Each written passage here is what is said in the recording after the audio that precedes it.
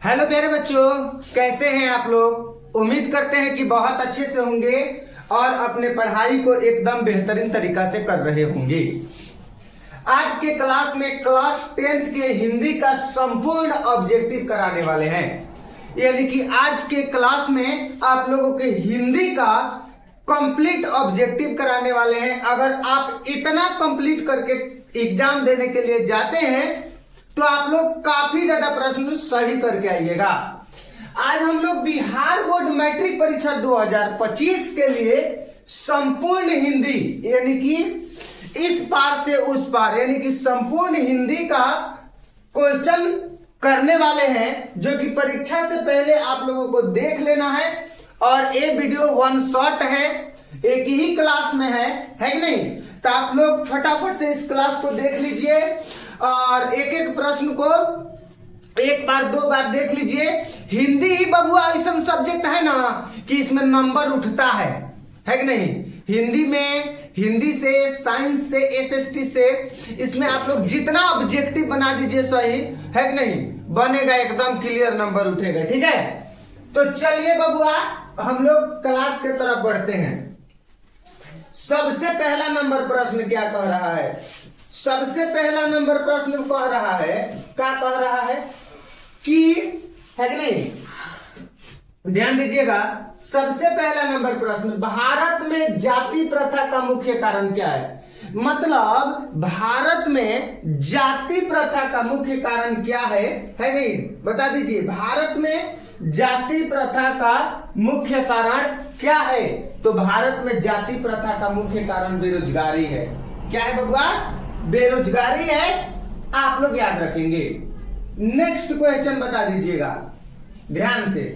Question number 2, मानव मुक्ति के पुरोधा किसे कहा गया है? यानी कि मानव मुक्ति के पुरोधा हम लोग किनको कहते हैं? मानव मुक्ति के पुरोधा हम लोग किनको कहते हैं? तो मानव मुक्ति का पुरोधा हम लोग भीमराव अंबेडकर को कहते हैं। किनको कहते हैं? भीमराव अंबेडकर को कहते हैं। आप लोग याद रखिएगा, ठीक है, बिल्कुल।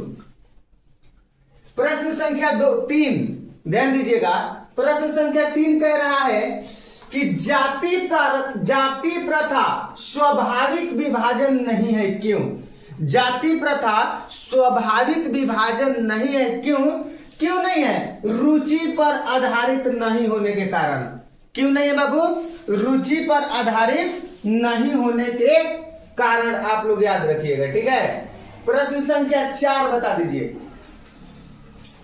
बाबा साहब अंबेडकर का जन्म किस राज्य में हुआ था? यानी कि जो भारतीय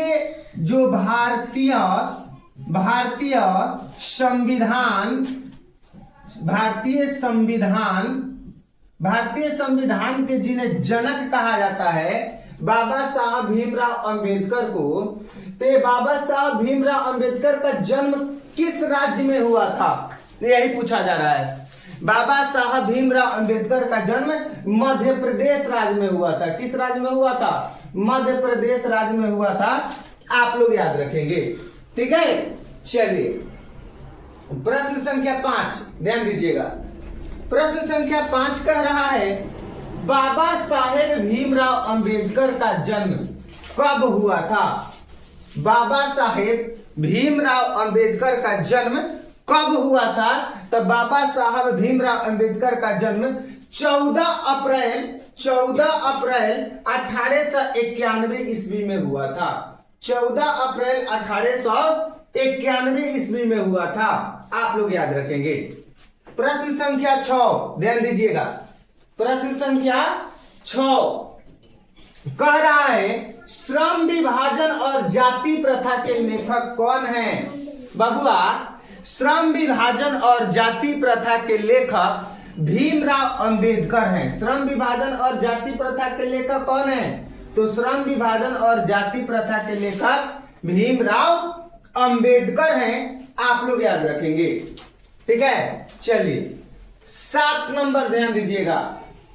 कह रहा है, आदर्श समाज स्वतंत्रता, समानता, मातृत्व पर आधारित होगा, किसने कहा था? आदर्श समाज जो है कि नहीं, आदर्श समाज जो है स्वतंत्रता, मातृत्व और समानता पर आधारित होगा। ये बात डॉक्टर भीमराव अंबेडकर साहब ने कहे थे। ये बात किसने कहे थे बाबू? तो ये बात डॉक्टर भीमराव अंबेडकर साहब ने कहे थे, आप लोग याद रखेंगे। ठीक है, चलिए प्रश्न संख्या 8। प्रश्न संख्या 8 कह रहा है भारत में बेरोजगारी का मुख्य कारण है। मतलब कि हम लोगों का जो भारत देश है, इस भारत में बेरोजगारी का मुख्य कारण क्या है, सबसे इंपॉर्टेंट कारण क्या है? तो भारत में बेरोजगारी का सबसे इंपॉर्टेंट कारण है जाति प्रथा। यहाँ पे जातिवाद ज्यादा होता है भारत में। अब भारत में जातिवाद ज्यादा होता है, खास करके तो बिहार में और ज्यादा जातिवाद है। एक प्रकार में मतलब बिहार भारत में, मतलब कि भारत में सबसे ज्यादा जातिवाद बिहार में माना जाता है। ठीक है, आप लोग याद रखेंगे। प्रश्न संख्या 9 ध्यान दीजिएगा। प्रश्न संख्या 9 क्या कह रहा है? प्रश्न संख्या 9 कह रहा है भारत में बेरोजगारी का एक प्रमुख और प्रत्यक्ष कारण है। मतलब कि भारत में बेरोजगारी का एक प्रमुख और प्रत्यक्ष कारण क्या है? अभी नवीन बताए हैं, है कि नहीं? क्या है? तो जाति प्रथा। जाति प्रथा प्रमुख और प्रत्यक्ष कारण है भारत में बेरोजगारी का, है कि नहीं? समझे ना?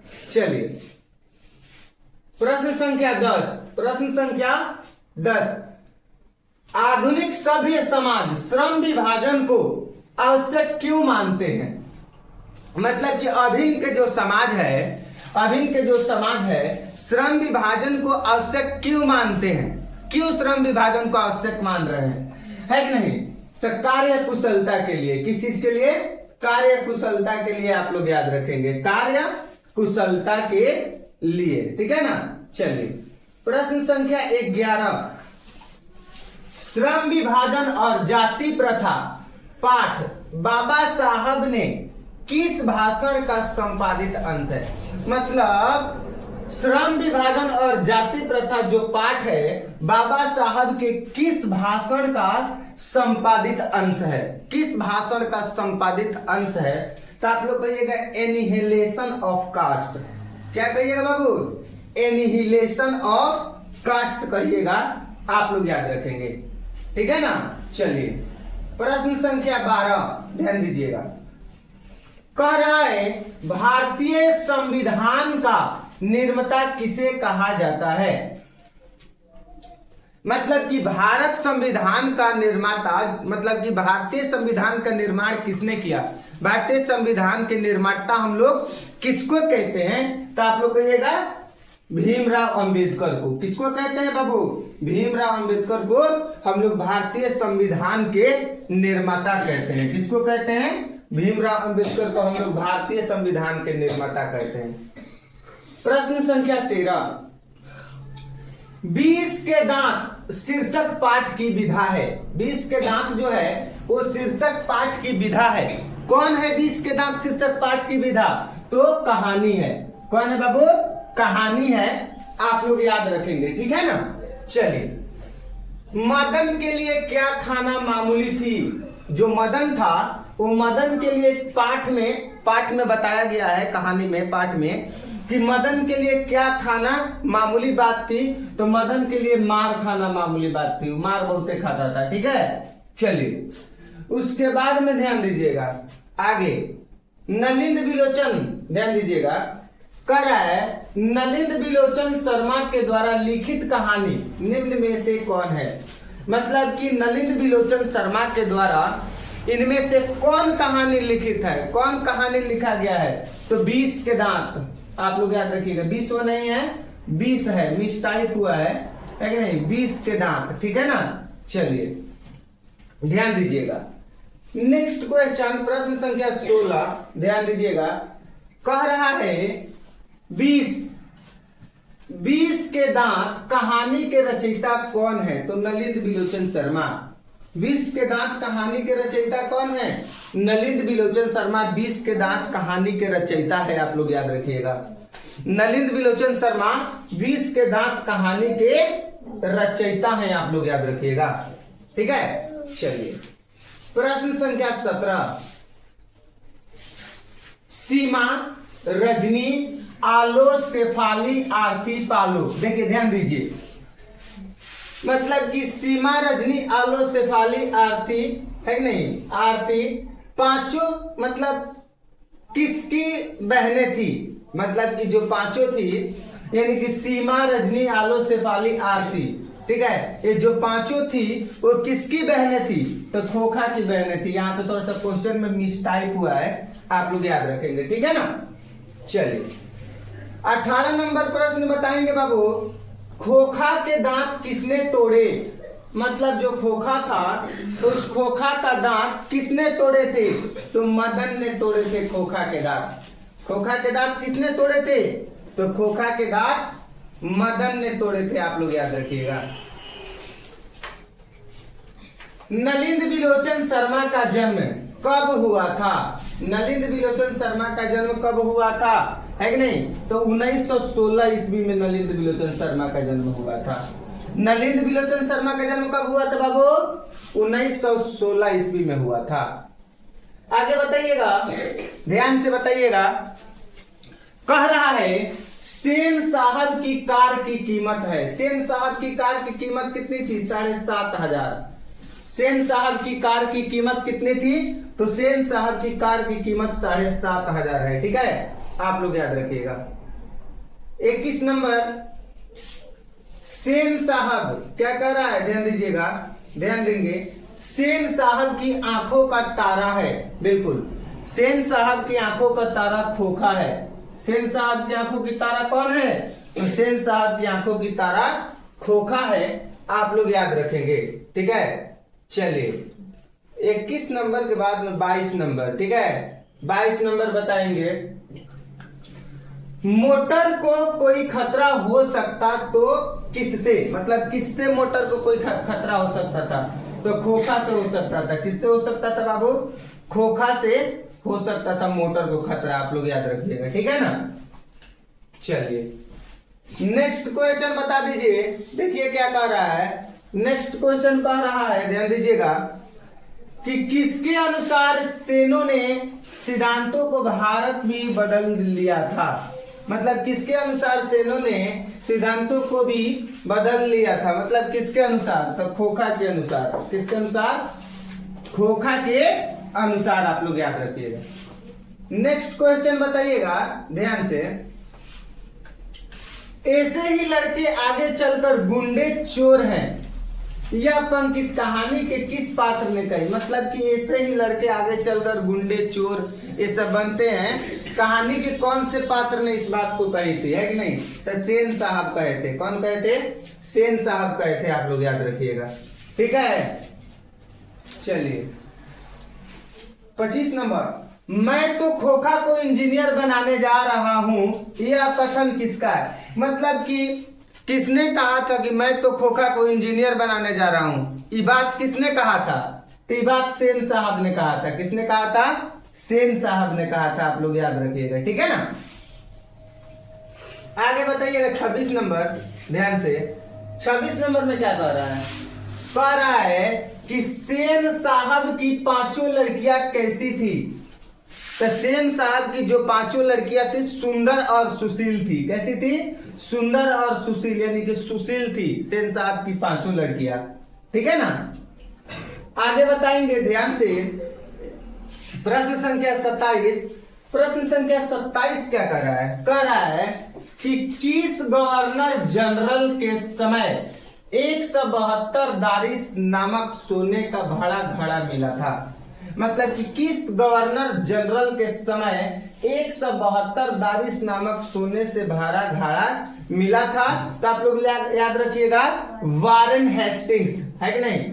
ऑप्शन नंबर सी, बिल्कुल। 28 नंबर सवाल बता दीजिए। 28 नंबर क्या कह रहा है? कह रहा है कि हितोपदेश का जर्मन भाषा में अनुवाद किसने प्रकाशित करवाया? हितोपदेश का जर्मन भाषा में अनुवाद किसने करवाया था? तो मैक्स मूलर ने।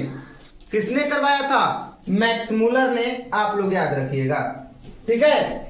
चलिए 29 नंबर देखिए। 29 नंबर क्या कह रहा है?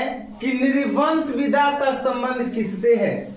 नृवंश विद्या का संबंध किससे है? तो नृवंश विद्या का संबंध मानव विज्ञान से है। किससे है? मानव विज्ञान से है, आप लोग याद रखिएगा। ठीक है, चलिए आगे बता दीजिए 30 नंबर क्या कह रहा है। 30 नंबर कह रहा है कि मैक्स मूलर ने कालिदास की किस पुस्तक का जर्मन भाषा में अनुवाद किया? मतलब मैक्स मूलर साहब ने कालिदास की कौन सी पुस्तक को जर्मन भाषा में अनुवाद किया था? तो मेघदूतम पुस्तक कौन सा था? मेघदूत पुस्तक कौन सा था? मेघदूत। यानी मेघदूत पुस्तक को जर्मन भाषा में अनुवाद किसने किया था? कौन किया था बाबू? कालिदास ने। और पुस्तक किसकी थी? तो मैक्स मूलर ने किया था। और पुस्तक किसकी थी? कालिदास की। ठीक है, चलिए 30 नंबर के बाद 31 नंबर बताएंगे।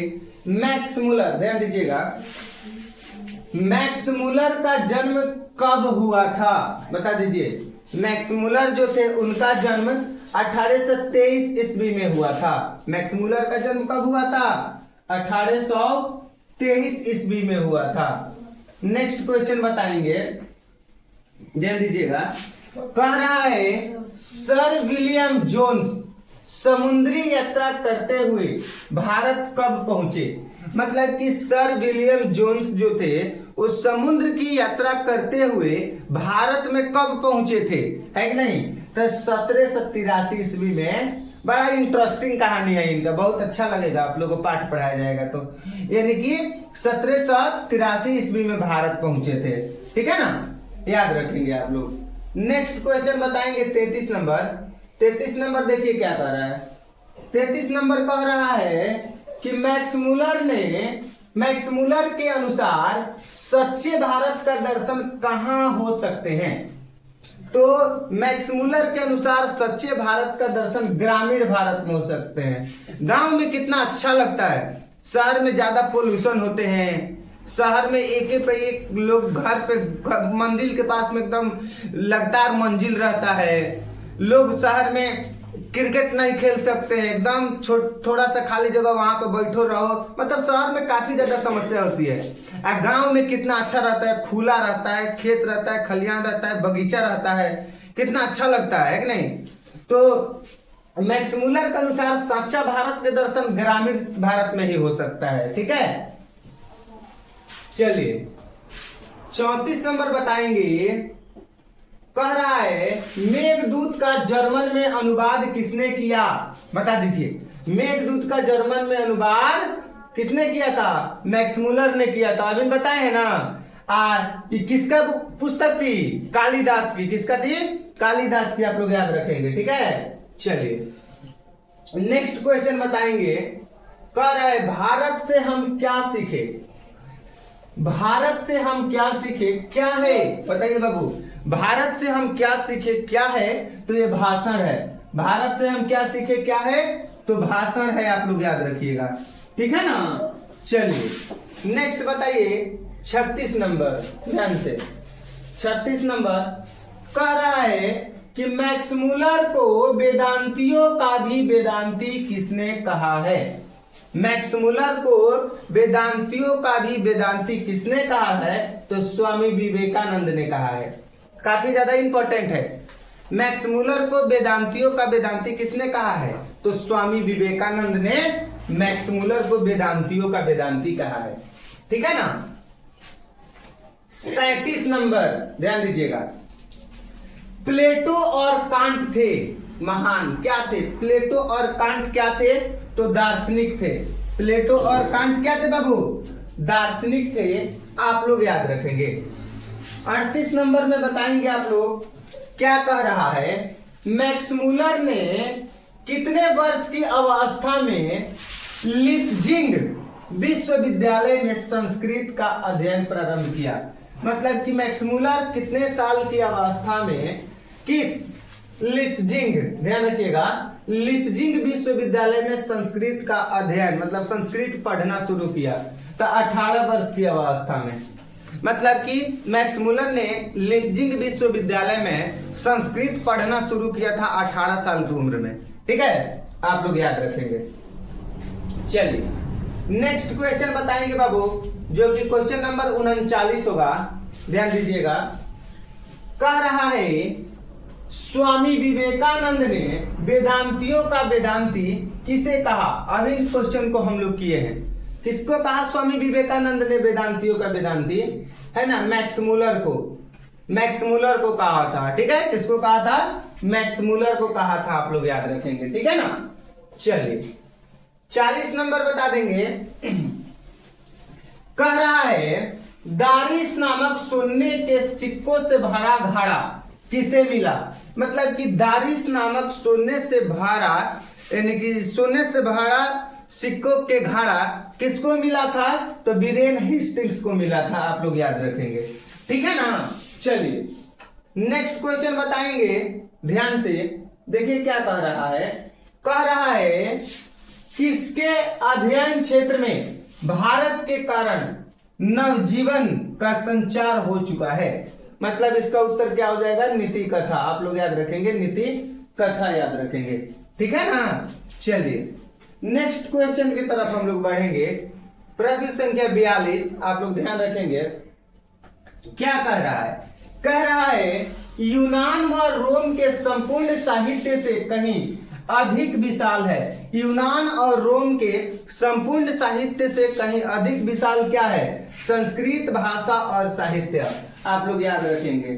ठीक है ना, चलिए आगे बता दीजिएगा बाबू, क्वेश्चन क्या कह रहा है। हरकस थे, क्या थे बाबू, हरकस क्या थे, तो हरकस वनस्पति वैज्ञानिक थे। क्या थे, हरकस वनस्पति वैज्ञानिक थे, आप लोग याद रख लेना। ठीक है ना, वनस्पति वैज्ञानिक थे। नेक्स्ट क्वेश्चन 44 नंबर, ध्यान देंगे, 44 नंबर क्वेश्चन है। ठीक है ना, क्या कह रहा है, कह रहा है कि पुराने का मोह सब समय वांछनीय नहीं होता है। मतलब कि पुराने का समय सब समय वांछनीय ही नहीं होता। यह पंक्ति किस पाठ की है, किस पाठ की है, तो नाखून क्यों बढ़ते हैं, इस पाठ से पंक्ति को लिया गया है। ठीक है ना, चलिए आगे देखेंगे, ध्यान दीजिएगा। कह रहा है किस देश के लोग बड़े बड़े नख पसंद करते हैं। मतलब नख, यहाँ पे आ गया है बाबू, नख, नख मतलब होता है गहना। नख मतलब क्या होता है, गहना या जेवर। नख मतलब गहना या जेवर। ठीक है ना, मतलब कि वह कौन ऐसे देश के लोग हैं जो कान में, हाथ में जो कंगन गहना होता है, बड़े बड़े गहना पहनना पसंद करते हैं। ठीक है, तो गौड़ देश के लोग, किस देश के लोग, गौड़ देश के लोग, आप लोग याद रखिएगा। ठीक है ना, चलिए नेक्स्ट क्वेश्चन बताइएगा ध्यान से। क्वेश्चन क्या कह रहा है, कह रहा है कि अनामदास का पोथा उपन्यास किस लेखक की कृति है। किस लेखक की कृति है, तो हजारी प्रसाद द्विवेदी जी का कृति है, आप लोग याद रखिएगा। ठीक है ना, चलिए 47 नंबर, ध्यान से। हजारी प्रसाद द्विवेदी ने निर्लज अपराधी किसे कहा है। मतलब कि हजारी प्रसाद द्विवेदी जी ने निर्लज अपराधी किनको कहा है, तो निर्लज अपराधी नाखून को कहे हैं हजारी प्रसाद द्विवेदी जी। ठीक है ना, याद रखेंगे बाबू। आगे देखिएगा 48 नंबर, क्या कह रहा है, कह रहा है कि किसने कहा था कि सब पुराने अच्छे नहीं होते, सब नए खराब ही नहीं होते। मतलब सब पुराने अच्छे नहीं होते और सब खराब ही नहीं होते, मतलब सब नए खराब ही नहीं होते। इस बात को किसने कहा था, तो कालिदास ने कहा था, आप लोग याद रखिएगा। ठीक है, कालिदास ने कहा था। चलिए 49 नंबर, ध्यान दीजिएगा।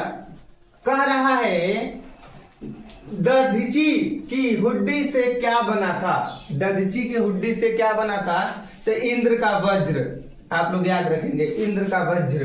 ठीक है ना, 50 नंबर, 50 नंबर में क्या कह रहा है, 50 नंबर में कह रहा है कि द्विवेदी जी से किसने पूछा था नाखून क्यों बढ़ते हैं। मतलब कि हजारी प्रसाद द्विवेदी जी से, मतलब किसने पूछा था कि नाखून क्यों बढ़ते हैं। ठीक है, तो लड़की ने, किसने पूछा था? लड़की ने पूछे थे, ठीक है ना, आप लोग याद रखिएगा। आगे देखिए नेक्स्ट क्वेश्चन, ललित निबंध है, मतलब कि इनमें से ललित निबंध कौन है? तो इनमें से नाखून क्यों बढ़ते हैं आपका ललित निबंध है, ठीक है ना, आप लोग याद रखिएगा, ठीक है। चलिए आगे बताइए, हजारी प्रसाद द्विवेदी, हजारी प्रसाद, ध्यान से, हजारी प्रसाद द्विवेदी द्वारा रचित पाठ है, कौन सा है? हजारी प्रसाद द्विवेदी द्वारा रचित पाठ कौन सा है? नाखून क्यों बढ़ते हैं। हजारी प्रसाद द्विवेदी द्वारा रचित पाठ कौन सा है? नाखून क्यों बढ़ते हैं, आप लोग याद रखिएगा, ठीक है ना। चलिए 53 नंबर ध्यान दीजिएगा, 53 नंबर क्या कह रहा है? नाखून प्रतीक है कि नहीं? नाखून प्रतीक है क्या चीज का? पार्श्वी वृत्ति का, आप लोग याद रखिएगा, पार्श्वी वृत्ति का, ठीक है ना, आप लोग याद रखिएगा। अब देखिए नेक्स्ट क्वेश्चन क्या कह रहा है, प्रश्न संख्या 54, हल्ला नहीं, ध्यान से देखेंगे। लेखक के अनुसार मनुष्य के नाखून किसके जीवन प्रतीक है? मतलब किसके? तो पार्श्वी वृत्ति के जीवन प्रतीक है, आप लोग याद रखिएगा, ठीक है ना। चलिए प्रश्न संख्या 55 ध्यान दीजिएगा, कह रहा है कि हजारी प्रसाद का जन्म कब हुआ था? मतलब कि हजारी प्रसाद का जन्म कब हुआ था? तो 1907 ईस्वी में हजारी प्रसाद का जन्म हुआ था, आप लोग याद रखेंगे, ठीक है ना। चलिए नेक्स्ट बताइएगा ध्यान पूर्वक से, कह रहा है सहजात वृत्तियां किसे कहते हैं? सहजात वृत्तियां किसे कहते हैं हम लोग? तो अनजान समृद्धियों को कहते हैं। किसको कहते हैं? अनजान समृद्धियों को कहते हैं, याद रखेंगे। 57 नंबर क्वेश्चन देख लीजिए भाई, 57 नंबर क्या कह रहा है? नाखूनों का बढ़ना किसका परिमाण है? नाखूनों का बढ़ना किसका परिमाण है? तो है कि नहीं? मनुष्यों की अंध सहजात वृत्ति का, मनुष्यों का अंध सहजात वृत्ति का, आप लोग याद रखेंगे, ठीक है ना। चलिए नेक्स्ट क्वेश्चन देखिएगा, हाई देखिए कितना अच्छा क्वेश्चन है। क्या कह रहा है? आलोक पर्व शीर्षक निबंध संग्रह किसकी रचना है? आलोक पर्व शीर्षक निबंध संग्रह किसकी रचना है? तो हजारी प्रसाद द्विवेदी जी का रचना है बबुआ, याद रखेंगे, ठीक है ना। चलिए नेक्स्ट क्वेश्चन 59 नंबर, कह रहा है आदमी के नाखून क्यों बढ़ते हैं? यह प्रश्न लेखक से किसने किया? मतलब कि आदमी के नाखून जो होते हैं वो क्यों बढ़ते हैं, ये प्रश्न लेखक से किसने किया? तो छोटी लड़की ने किया था। किसने किया था? छोटी लड़की ने किया था, आप लोग याद रखेंगे, ठीक है ना। चलिए 60 नंबर देखिए ध्यान से, कह रहा है सूर्य नामक पुस्तक किसकी रचना है? सूर्य नामक पुस्तक जो है गुणाकर मूल्य की रचना है। सूर्य नामक पुस्तक किसकी रचना है? तो गुणाकर मूल्य की रचना है बाबू, आप लोग याद रखेंगे, ठीक है ना। 61 नंबर ध्यान दीजिए, कह रहा है नेवारी भाषाएं किस लिपि में लिखी जाती है? नेवारी भाषाएं किस लिपि में लिखी जाती है? तो देवनागरी लिपि में लिखी जाती है, आप लोग याद रखिएगा, ठीक है ना। देवनागरी लिपि में लिखी जाती है नेवारी भाषाएं। आगे नेक्स्ट देखिएगा, ध्यान दीजिए, भारतीय लिपियों की कहानी पुस्तक के रचयिता कौन है? भारतीय लिपियों की कहानी पुस्तक के रचयिता कौन है? ठीक है, तो गुणाकर मूल्य है। कौन है? गुणाकर मूल्य है, ध्यान दीजिएगा। आगे बताएंगे प्रश्न संख्या 63, क्या कह रहा है? प्रश्न संख्या 63 ध्यान दीजिएगा, कह रहा है हिंदी तथा इसकी विविध बोलियां किस लिपि से ली जाती है? हिंदी तथा इसकी विविध बोलियां किस लिपि से ली जाती है? तो देवनागरी लिपि से ली जाती है बाबू, आप लोग याद रखेंगे, ठीक है ना। चलिए प्रश्न संख्या 64 ध्यान दीजिएगा। प्रश्न संख्या 64 क्या कह रहा है? नागरी लिपि के लेखक हैं। नागरी लिपि के लेखक कौन है? नागरी लिपि के लेखक कौन है? तो गुणाकर मूल्य है नागरी लिपि का लेखक, आप लोग याद रखेंगे, ठीक है। चलिए प्रश्न संख्या 65 ध्यान दीजिएगा। हिंदी क्या कह रहा है? कह रहा है हिंदी भाषा की लिपि क्या है? हिंदी भाषा की लिपि क्या है? तो हिंदी भाषा की लिपि देवनागरी है। हिंदी भाषा की लिपि कौन सी है? देवनागरी है, आप लोग याद रखेंगे, ठीक है। नेक्स्ट देखिएगा क्या कह रहा है? दोहा कोश किसकी रचना है? दोहा कोश किसकी रचना है? तो सरहम्पाद की दोहा कोश रचना है, आप लोग याद रखेंगे। नेक्स्ट क्वेश्चन देखेंगे बाबू, क्वेश्चन नंबर 67 क्या कह रहा है? रामायण की रचना किस भाषा में है? मतलब जो रामायण है वो रामायण किस भाषा में रचित हुई है? तो संस्कृत भाषा में रामायण है, ठीक है ना। रामायण की रचना किस भाषा में है? तो संस्कृत भाषा में है, आप लोग याद रखिएगा, ठीक है। चलिए 68 नंबर, नागरी लिपि शीर्षक पाठ साहित्य की कौन विधा है? नागरी लिपि शीर्षक पाठ साहित्य की कौन विधा है? तो निबंध है, आप लोग याद रखिएगा। कौन सी विधा है बाबू? निबंध है, आप लोग याद रखिएगा, ठीक है ना।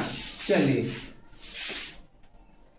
तमिल, मलयालम, तेलुगु, कन्नड़ भाषाएं है कि नहीं? मतलब ये कहाँ की भाषाएं हैं? तो दक्षिण भारत की भाषाएं हैं। कहाँ की भाषाएं हैं बाबू? दक्षिण भारत की भाषाएं हैं, आप लोग याद रखिएगा, ठीक है। चलिए प्रश्न संख्या 70 बता दीजिए क्या कह रहा है?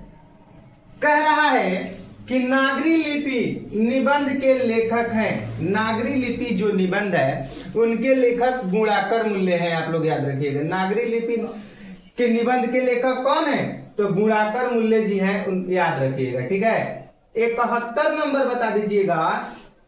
सरहपाद की कृति है। सरहपाद की कृति कौन है? सरहपाद की कृति कौन है? दोहा कोश। सरहपाद की कृति कौन है बाबू? दोहा कोश है, आप लोग याद रखेंगे। प्रश्न संख्या 72 ध्यान दीजिएगा। प्रश्न संख्या 72 कह रहा है हिंदी के आदि कवि हैं। हिंदी के आदि कवि कौन है? हिंदी के आदि कवि सरहपाद। सरहपाद है, कौन है? सरहपाद है हिंदी के आदि कवि, आप लोग याद रखिएगा। 73 नंबर ध्यान दीजिएगा। 73 नंबर कह रहा है हिंदी लिखी जाती है। हिंदी लिखी जाती है, बता दीजिए। हिंदी क्या? देवनागरी लिपि में लिखी जाती है। किस लिपि में लिखी जाती है बाबू? देवनागरी लिपि में हिंदी को लिखी जाती है, आप लोग याद रखेंगे, ठीक है ना। 74 नंबर 12वीं सदी के केरल के शासकों के सिक्कों पर वीर के रसालय जैसे शब्द लिपि में अंकित है। मतलब किस लिपि में अंकित है? तो देवनागरी लिपि में अंकित है, ठीक है, आप लोग याद रखिएगा, ठीक है ना।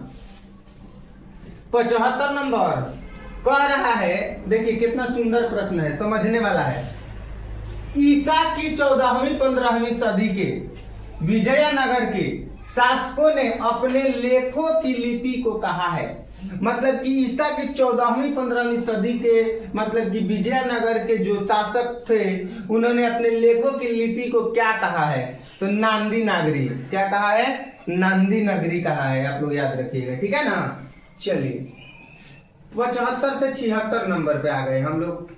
कह रहा है कि उत्तर भारत से नागरी लिपि लेख कब से मिलने लगते हैं? उत्तर भारत से नागरी लिपि लेख कब से मिलने लगते हैं? तो 9वीं सदी से। कब से मिलने लगते हैं? 9वीं सदी से मिलने लगते हैं, आप लोग याद रखिएगा, ठीक है ना।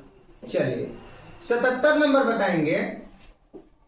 नागरी लिपि के आरंभिक लेख हमें कहां से मिले हैं? नागरी लिपि के आरंभिक लेख हमें दक्षिण भारत से मिले हैं। कहां से मिले हैं? दक्षिण भारत से मिले हैं, आप लोग याद रखिएगा। ठीक है, चलिए 78 के बाद में 78 नंबर ध्यान दीजिएगा। 78 नंबर, वेतमा दान पत्र किस समय है? मतलब वेतमा दान पत्र 78 नंबर का क्या हो जाएगा? 10-20, यानी कि 10 से 20 ईस्वी। चलिए 78 के बाद में 79 नंबर बताएंगे। 79 नंबर क्या कह रहा है? कह रहा है हिंदी तथा इसकी विविध बोलियां किस लिपि में लिखी जाती है? हिंदी तथा इसकी विभिन्न बोलियां देवनागरी लिपि में लिखी जाती है। किस लिपि में लिखी जाती है? देवनागरी लिपि में लिखी जाती है। चलिए 80 नंबर, अरे गलत हो गया था, नहीं ठीक तो है। 80 नंबर बताएंगे बाबू, क्या कह रहा है? 80 नंबर कह रहा है विजयनगर के शासकों के लेख किस लिपि में है? विजयनगर के शासकों का लेख नांदी नागरी लिपि में है। नांदी नागरी लिपि में है। अभी आप लोगों को हम बताए हैं, ठीक है ना। चलिए 81 नंबर बता देंगे बाबू। 81 नंबर कह रहा है कि परमार शासक भोज कहाँ के रहने वाले थे? परमार शासक भोज तो जो थे वो कहाँ के रहने वाले थे? तो धारा नगरी के। कहाँ के रहने वाले थे?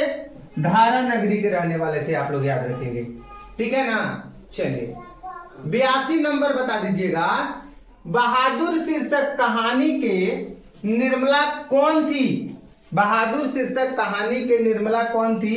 तो लेखक की पत्नी। कौन थी बहादुर शीर्षक कहानी की निर्मला? लेखक की पत्नी। याद आ रहा है ना।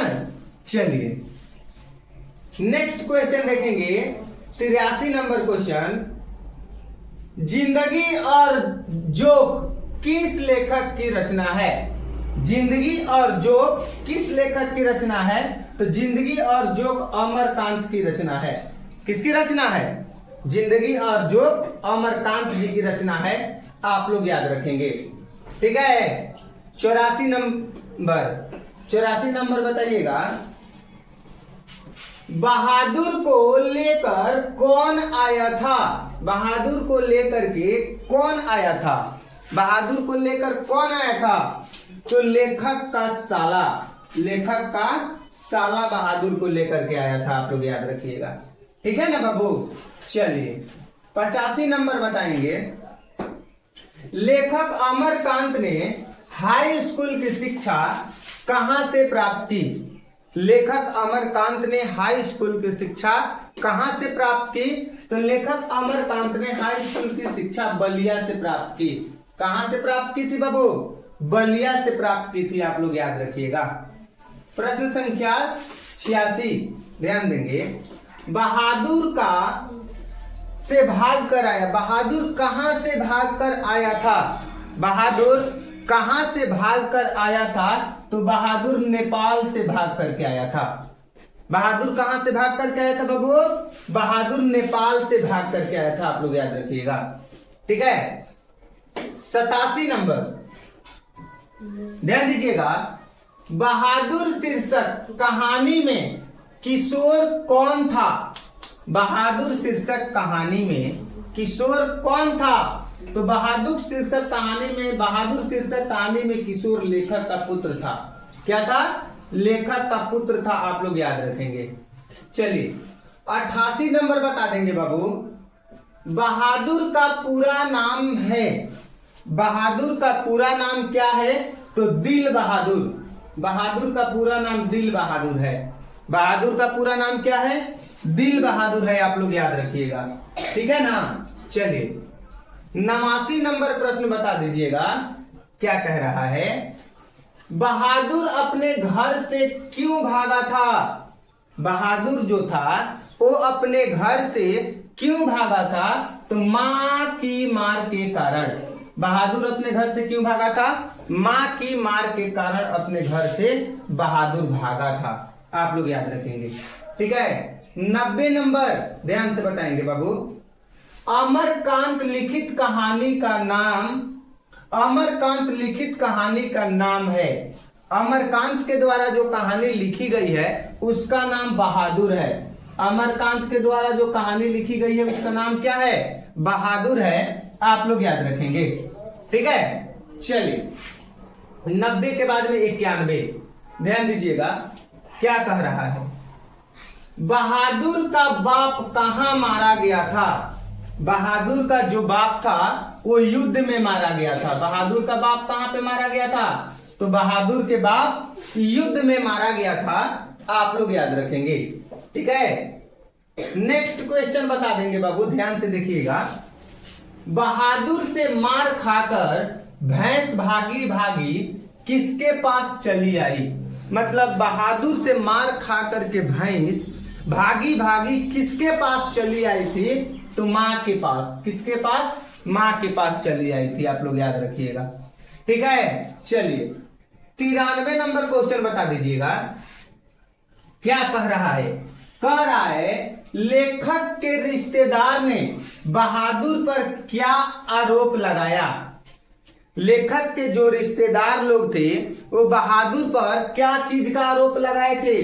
तो पैसा चुराने का आरोप लगाए थे कि बहादुर पैसा चुराया है, ठीक है। चलिए आगे बढ़ते हैं, ध्यान दीजिएगा। 94 नंबर सवाल कहानी है। इनमें से कहानी कौन सा है? तो बहादुर कहानी है इसमें से, ठीक है ना। चलिए बाबू आगे बताएंगे 95 नंबर, ध्यान से क्या कह रहा है। बहादुर कहां का रहने वाला था? जो बहादुर था वो बहादुर कहां का रहने वाला था? तो नेपाल का रहने वाला था बहादुर। बहादुर कहां का रहने वाला था? बहादुर नेपाल का रहने वाला था। आप लोग कितने रुपए का? 11 रुपए का, ठीक है ना। आप लोग याद रखिएगा, ठीक है। चलिए 96 से 97 नंबर, 97 नंबर देखेंगे। बहादुर लेखक के घर से अचानक क्यों चला गया?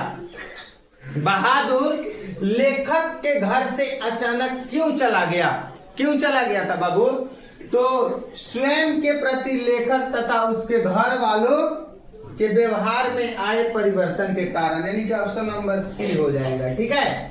चलिए 97 के बाद में 98 नंबर देखेंगे, ध्यान से। मित्र मिलन शीर्षक कहानी संग्रह किसकी रचना है? मित्र मिलन शीर्षक कहानी संग्रह किसकी रचना है? अमरकांत की रचना है। किसकी रचना है? अमरकांत की रचना है, ठीक है ना। चलिए 98 के बाद में 99 नंबर क्या कह रहा है, ध्यान दीजिएगा। कह रहा है लेखक की पत्नी के रिश्तेदार किस दिन आए थे? मतलब जो लेखक के जो पत्नी थी, उस लेखक के पत्नी के जो रिश्तेदार थे वो किस दिन आए थे? तो रविवार के दिन आए थे। किस दिन आए थे? रविवार के दिन आए थे। आप लोग याद रखिएगा, ठीक है ना। चलिए 100 नंबर देखिए कितना सुंदर। 100 नंबर में क्या कह रहा है? बहादुर कितने वर्ष का था? बहादुर जो था वो कितने साल का था? बहादुर तो 12-13 वर्ष का था बहादुर। कितने वर्ष का था? 12-13 वर्ष का बहादुर था, ठीक है ना। चलिए 101, ध्यान दीजिए 101 कह रहा है लेखक रामविलास शर्मा के गांव का नाम था। मतलब जो लेखक रामविलास शर्मा थे उनका गांव का नाम था ऊंचगांव सानी। क्या था? ऊंचगांव सानी। लेखक रामविलास शर्मा के गांव का नाम। 102 ध्यान से। भौतिकवाद का अर्थ भाग्यवाद नहीं है, किस निबंध की पंक्ति है?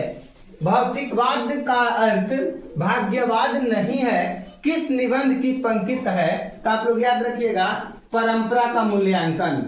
परंपरा का मूल्यांकन किसका? परंपरा का मूल्यांकन। आप लोग याद रखिएगा, ठीक है ना। चलिए 103 रामविलास शर्मा का जन्म कब हुआ था? रामविलास शर्मा का जन्म 1912 ईस्वी में हुआ था। रामविलास शर्मा का जन्म कब हुआ था? तो 1912 ईस्वी में हुआ था। आप लोग याद रखिएगा, ध्यान से देखिए 104 नंबर। परंपरा का मूल्यांकन है ध्यान दीजिए, जो परंपरा का मूल्यांकन है वो निबंध है। परंपरा का मूल्यांकन क्या है? परंपरा का मूल्यांकन निबंध है। परंपरा का मूल्यांकन क्या है बाबू? निबंध है। ध्यान से देखिए, नेक्स्ट 5 नंबर कह रहा है परंपरा का मूल्यांकन शीर्षक पाठ साहित्य की कौन विधा है? परंपरा का मूल्यांकन शीर्षक पाठ साहित्य की कौन विधा है? तो याद रखिएगा निबंध है कि नहीं? निबंध। परंपरा का मूल्यांकन साहित्य की कौन विधा है? तो निबंध है, आप लोग याद रखिएगा। देखिए कितना सुंदर प्रश्न है। जायसी कहाँ थी? बता दीजिए। जार शाही कहाँ थी? जार शाही कहाँ थी? तो जार शाही रूस में। जार शाही कहाँ थी? रूस में थी। ठीक है, ध्यान दीजिएगा। चलिए 7 नंबर ध्यान दीजिएगा। 7 नंबर कह रहा है निराला की साहित्य साधना के रचनाकार हैं। निराला के साहित्य साधना के रचनाकार है रामविलास शर्मा। कौन है? रामविलास शर्मा। आप लोग याद रखिएगा, रामविलास शर्मा है। ठीक है ना, ध्यान दीजिएगा। नेक्स्ट क्वेश्चन देखिएगा, प्रश्न संख्या 8। साहित्य के निर्माण में प्रतिभाशाली मनुष्य की भूमिका है। साहित्य के निर्माण में प्रतिभाग्यशाली मनुष्य की भूमिका है निर्णायक। कौन है? निर्णायक है कि नहीं? आगे बढ़ते हैं, ध्यान दीजिएगा। प्रश्न संख्या 9। जातीय अस्मिता की दृष्टि से इतिहास का प्रभाव कैसा है? कैसा है बाबू? तो विच्छिन्न और अविच्छिन्न दोनों याद रखिएगा। विच्छिन्न और अविच्छिन्न। शांत रहिए, ठीक है। 10 नंबर देखिए, साहित्य की परंपरा का पूर्ण ज्ञान किस व्यवस्था से संभव है? साहित्य की परंपरा का पूर्ण ज्ञान किस व्यवस्था से संबद्ध है?